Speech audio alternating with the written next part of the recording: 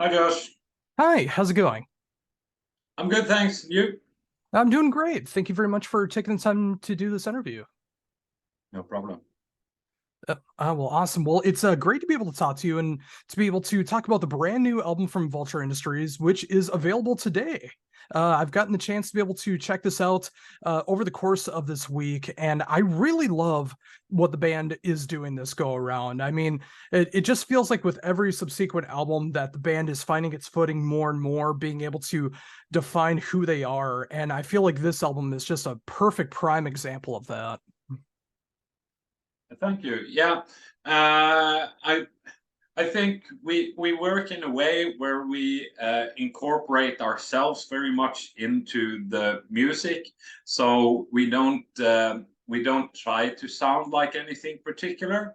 It's just putting in all that influenced us over the years and going with the flow and making something that I think represents us. It's like a musical representation of ourselves, a window into who we are. Yeah, that's such a great way to describe it. So, thinking about that a little bit deeper, what was it like to start writing for this album?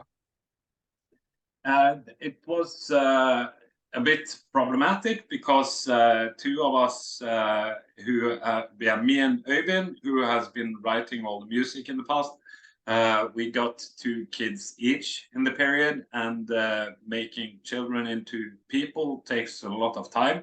And yeah, after a day of changing diapers and eating up baby porridge and comforting kids, you don't have so much the energy in the evening to sit down and write music.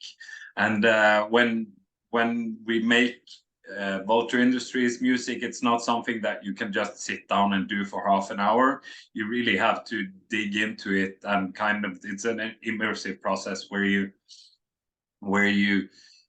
need to go into this state of mind where it's the ideas are like crunching around in your head all the time, and you're like building things in your head piece by piece, and then putting it down in yeah, on the computer, which I use to write. But yeah, so it we started like the final part of the writing quite late, but at that point we had accumulated quite a lot of ideas, because ideas can occur whenever. It can be while I'm out walking, it can be when I'm reading a book, it can be when I'm watching a movie or something like this. And what I do is I use my cell phone, and then I just sing in the idea. So I have lots of these short snippets lying around that I can dig into when I get the time, and build songs from there. So we reached that point like 1.5, 2 years ago, that we had, yeah, that we could start finalizing songs. Of course, Deeper was already finalized. That came a bit earlier. But the rest of the songs were basically written and recorded within the last 2 years, I would say. And what we do is, um, for my part, I wrote 6 of the songs on the album, and I have my own studio, so I sit there and work and build quite detailed sketches of the songs with programmed drums and bass lines and guitars, and also quite a bit of vocals and keyboards. And then we send the ideas back and forth between us, and the guys give their feedback, and we alter things accordingly. And then eventually we go into the rehearsal room, and everybody give things their personal touches and do the changes that they would like to make. And then we go into the studio. And since we are producing it ourselves, it's, yeah, we have the time that we need to do things in the way that we want it. But I don't know if it's because I'm a bit lazy, but I don't want things to become too perfect. So I want there to be some human touch left. So we don't do extreme amounts of takes. Like for vocals, I often do 4 takes, and then I select the parts that I think are the best. And similar with drums and with also guitar. So especially the lead parts, I think it's important that has some human touch. Perfect music you can probably make using algorithms and artificial intelligence by now, so it's pointless to go in that direction in my mind. Yeah, and that was one of the things I really appreciate the album. The more that I listen to it is like you mentioned, the human touch behind the whole album. I mean, it really does just have that real feeling of everyone playing their instruments, and it has that great human touch of that you just can't replicate in any other way. Yeah, I think on this album we also there is a bit more space. There is a bit more headroom on this album. The ideas get more space to unfold. There is not so much stuff going on top of each other all the time, like we've had a tendency to do a bit in the past. And with that space, there is also a bit more room for the human touch. So you can like, yeah, you can see it, you can experience it. oh, for sure. So was that just something that came natural of wanting to have more of that space feel behind it, or is that just something that happened in the songwriting? It's something that happened in the songwriting. We were conscious that this was yeah, we wanted to try that direction and leave it a bit more spacious. Yeah. And I think it was a good decision, so we will probably try to continue in that direction when we are working on new material. And I'm glad to hear that too. I mean, it's always great to be able to evolve your sound from every album and learning what works, what doesn't, what feels right at the time, what doesn't feel right Yeah. at the time, and just knowing what direction that you want the current album to be in and have ideas in the future. So if you're continuing on kind of more like this, but obviously something different when the next album cycle comes around, I'm very excited because I love what you're doing here. And if it's anything close to that when it comes to like the space and being able to have that natural sound behind it, I'm all for it. Perfect. Deal. So thinking about that a little bit deeper, of course, you mentioned that you wrote a majority of the album. How much was affected from the rest of the band being able to put in their touches? Like, how close was it to the original ideas that you had?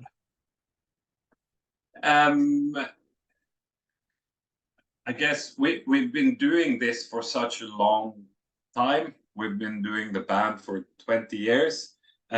So I guess in some respects we kind of think alike.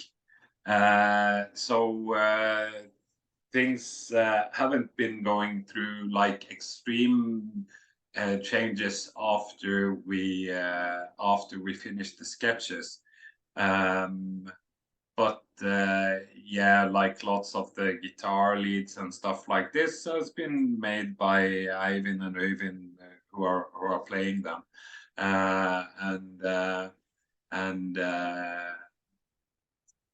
yeah, and one of the songs were also written by Kjørre, our bass player. It's the first time that he contributes a song on the album. So that was a really nice experience to get that incorporated.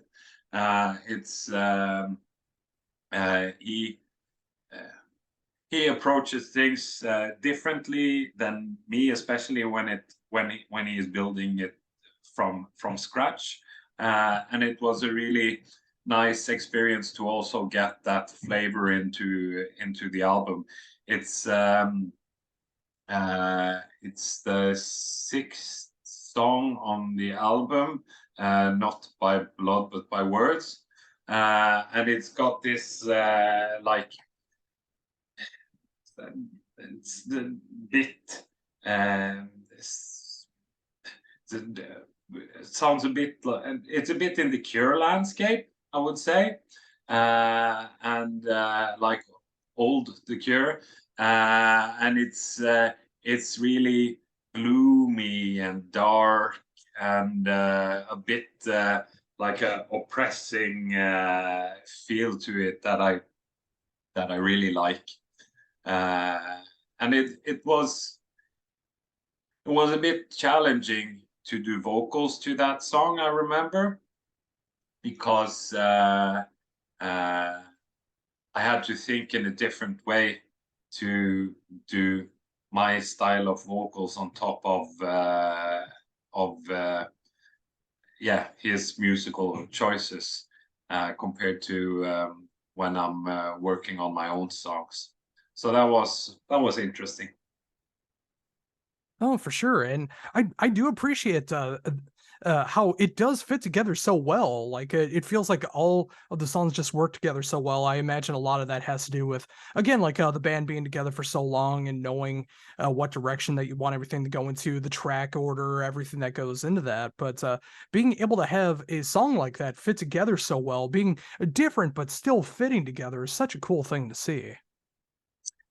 Yeah, like I say, we don't try to sound in any particular way, and I guess in some strange logic that kind of makes things fit together, because our mindset and our inspiration is like present in everything that we do.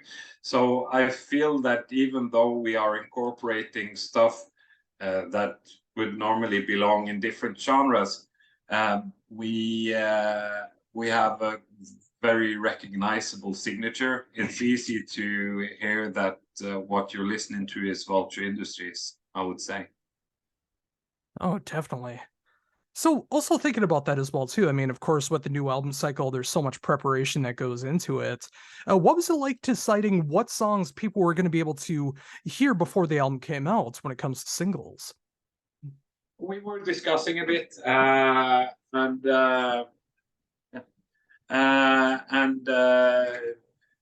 yeah, it was basically just talking through what songs we thought would fit best for the singles.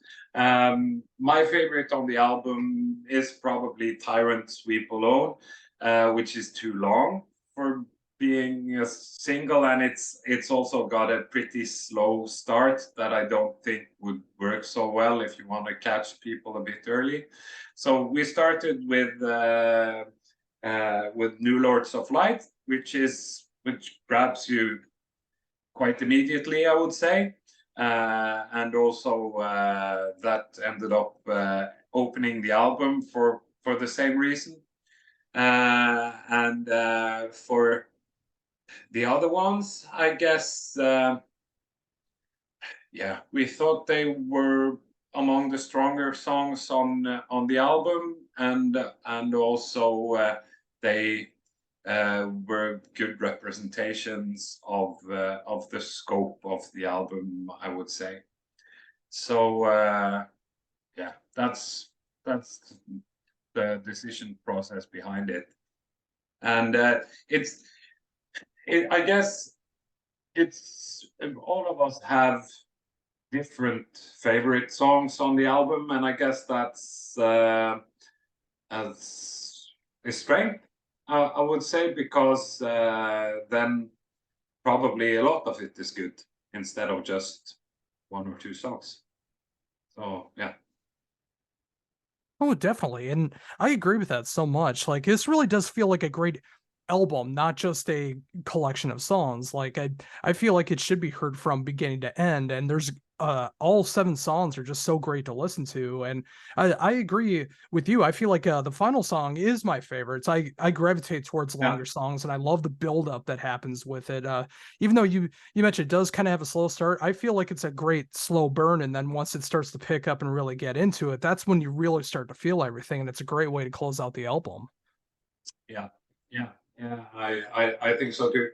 Um, it, yeah, and I guess when we make albums, the start at start, sometimes the ideas can be going a bit in different directions, but as you work on it for quite a while and have this like heavy process of building it and making it into songs and working it in the studio, they tend to interconnect and become a single entity of sorts. You can like see things starting like this, and then they're bending together and becoming one. And I think that's cool thing. Oh, for sure. Fun detail on Tyrant Sweep alone is that I don't remember why I did it, but when I was working on the vocals, I pitched my vocals 1 octave higher, um, just to check how it would work in that register, I guess. And I ended up sounding exactly like my wife. so, so what we did was we recruited my wife to do those vocals. But you couldn't really tell that much of a difference because she was sounding like me pitched up. Oh, that's so funny. And it's amazing how that works out too. I mean, that's a cool little trivia piece to know about. Yeah, yeah, thanks.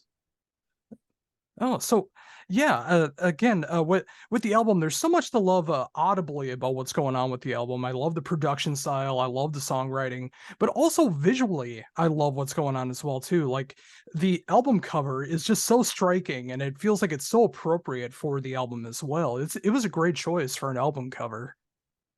Yeah, I think Kim did a really good job with that cover. It turned out super cool.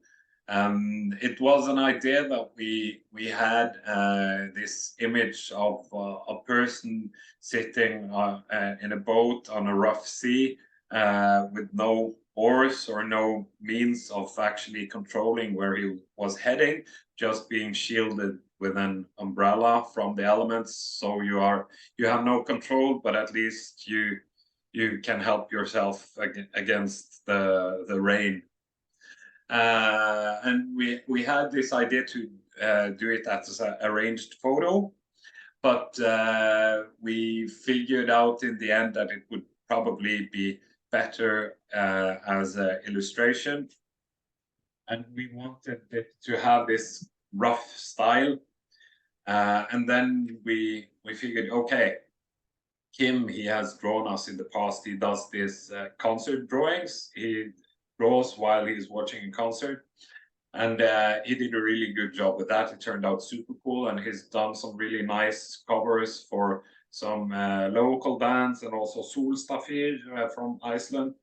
He did one cover. And we figured, yeah, we need to ask him. And he was basically fully booked, but he figured that, okay, for this project, he would make some space in his calendar. And 1 week later, he started working on it. And a couple of days after that, he sent us the sketch of what became the cover. And yeah, turned out super nice. Exactly how we wanted it to be, but still different from what we were envisioning in our heads. So was really yeah, really nice to see him work and what he came up with. Oh, definitely. So thinking about that again, you know, like of course, with the album being out today, available for everyone to be able to check out. What is the plan going forward? Is there anything lined up? We have now this weekend, we have a couple of shows in Norway. Then we have a festival in Romania this summer. And after that, we are currently working with our booking agents to make a European tour, which will probably be early next year. And we are also hoping to come over to North America this time, because that's been on our bucket list for a long while. I guess it will probably be next year for that also, because it's a lot of planning and preparation that needs to go into it, and work visas, and yeah, quite a lot of paperwork. But fingers crossed that it will happen this time. Yeah, I really hope so. I think you guys would do amazingly well over here, and I would definitely love to be able to hear these songs and, of course, past songs as well Yeah. in a live show. I mean, as much as I love hearing this particular album on record, being able to hear some of these songs in that live setting would just be incredible. Yeah, yeah, we like our shows to be immersive experiences. So it's not like just us guys standing up on stage and talking or playing in front of a passive audience. We try to also engage the audience, and I'm often going into the audience and kind of invading people's private space. Some people probably find it a bit uncomfortable at times. But I really like this element of doing this crowd interaction, because it makes every show different. Because then you have the unpredictable factor of how the audience will be reacting added into the mix, and it becomes to a bigger extent a collective experience. Yeah, and in the past, I've been sometimes probably pulling this a bit too far with, for example, putting a noose around my head and throwing the rope into the audience and having like a tug of war with the audience. Usually I could single out somebody friendly in the audience that wouldn't pull me off stage, but sometimes a drunk huge guy would appear from behind their back and grab the rope and pull me off stage. That happened a couple of times. My wife don't allow me to do that anymore. Understandable, for sure, but that's also a cool way to be able to immerse yourself in the crowd. I love when a band actually interacts with the band like that. I mean, Yeah. of course, bands are always able to do that in different ways, shapes, and forms, but I imagine that you might have some new ideas for like a new album cycle of like what you want to be able to incorporate in those live shows, and that's cool that you're going to be able to do that. Yeah. Lately, things have been so hectic with getting the album out that I haven't really managed to fix this for these weekend shows, but we will be working on it for the festival shows this summer, and incorporate it into the tours that we will be doing for the album. So that's going to be cool. Oh, definitely. And it sounds like there's a lot of great things that's happening in the world of Vulture Industries right now. And it's so great to see that. Of course, with the new album out now, the upcoming live appearances, be it in smaller venues, be it festivals, the European tour next year, hopefully North America over here next year. There's a lot of cool things that are in the works. And I really hope all of it does pan out, because this album does deserve that recognition in that live setting. And of course, being able to get things somewhat back to normal, of course, with not being able to play live shows for a bit and having to do the live streaming as you guys have done, it's great to be able to play in front of those crowds again and start to somewhat get back to normal. Yeah, for sure. One of the things I appreciate most with being in a band and playing music is to go to new places and meet people that I would not meet if I was not doing this. You experience places in a very different way when you come doing a show than you would as being a tourist. So it's yeah, I feel really privileged to be able to do this and meet all of these fantastic people around the world while we are playing shows. Oh, for sure.